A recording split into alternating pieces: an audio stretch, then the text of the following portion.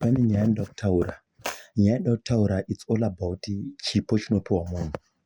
Kana tichipiwa zvipo, hatipiwe zvipo zvakafanana.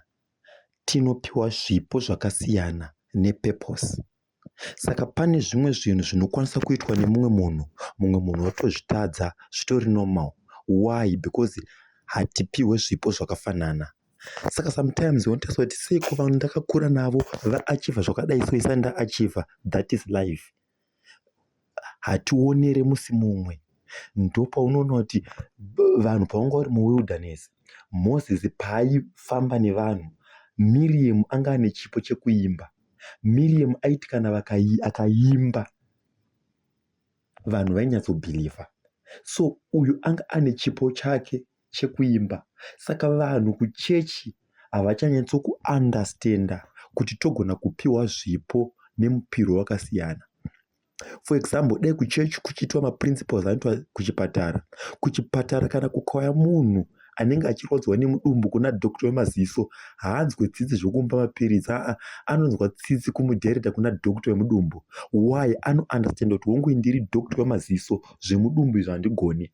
But kuchechi, chero ukauya une nhumbu ichirwadza, muprofita anogona kutonge nyamukuta. Yet it was wrong. Pane vamwe vanhu vari designed for that. Pane vamwe vanhu vakasikirwa for zvinhu izvozvo. Saka kutadza chinhu hakusi kuti watadza, but pane vakasikirwa zvinhu izvozvo. Saka munhu anonasa kunge ndikasadai so ndatadza, munhu akauya neproblem yakadai so ndikasamurapa ndatadza. Hakusi kutadza, but kune vamwe vanhu vari designed vakatosikirwa izvozvo. Saka munhu ukamira nechako one, you can achieve something. For example, Kest Coventry anoita zvekudhidha and is now successful nekudhidha ikoko. But kama billiard anoita zvebhora and is now successful nebhora iroro.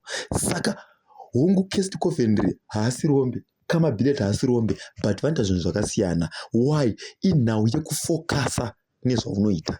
Ukafokasa nezvauri kuita nhasi unoachievha. Usade kutarisa mundiro yevamwe vanhu kuti vamwe vari kuita sei. Why? Because ukada kutarisa kwevamwe vanhu unogona kutozvirasa ubva utoshaya aim yekwauri kuenda.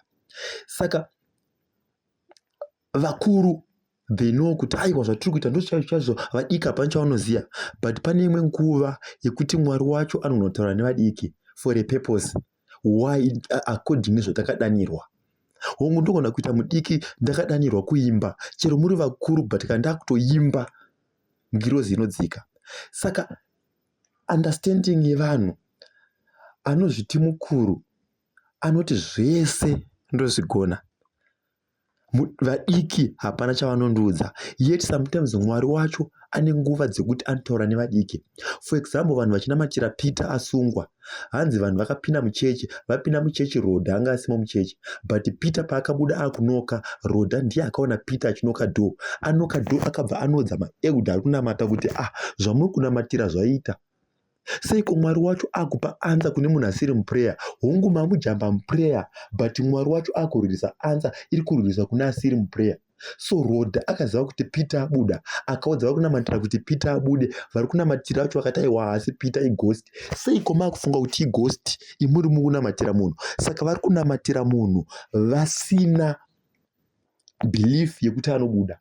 Yet asiri kunamata, wasiri kunamata naye atori nebelief yekuti naMwari zvinoita. Akwaudza kuti Peter abuda, iye vakuti ghost. Saka sometimes pane vamwe vanhu vakamisa maprotocols, vauri kuti ava vanhu vafarire, vari vanotofarirwa naMwari wacho. Saka for example, Mwari anotipa zvinhu in parts.